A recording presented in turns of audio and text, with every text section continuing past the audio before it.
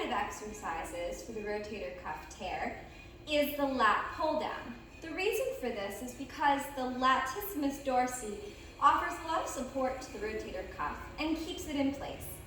One of the best ways to do a lat pull down is with a lat pull down machine. And that's what we're going to be demonstrating on today.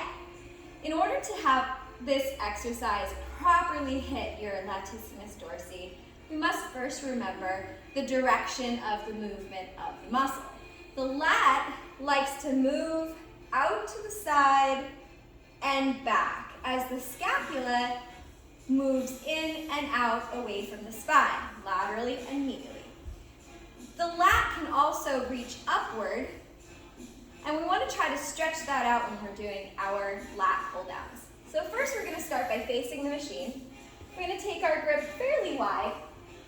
Remember that depending on the length of your shoulder base, that's really going to be what stops you from going too wide or too narrow. We want to try to go for slightly wider than shoulder width apart, and if you can get even wider than that, that's even better. The lats work very, very well when they're sent out wide. So we're going to grab a hold of the handles and sit down, placing our feet on the ground with a 90-degree angle of our knees so that we have plenty of force production starting from the ground. We're going to let our lats extend upward as we then attempt to pull the lats down, keeping the shoulders from internally rotating. You want to think about pulling the scapula back and almost putting them into your back pocket.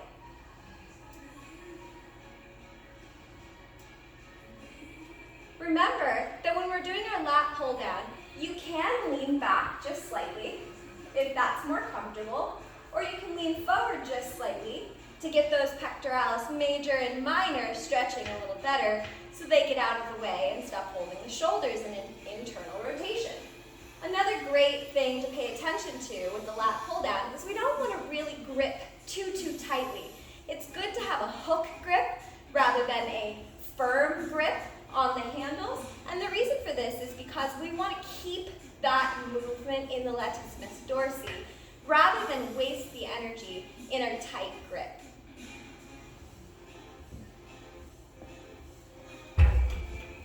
In order to use this exercise as a preventative measure to improve the strength of the rotator cuff, you're going to want to repeat this exercise once a week, and you'll do 3 sets of between 8 to 12 depending on the weight that you are moving.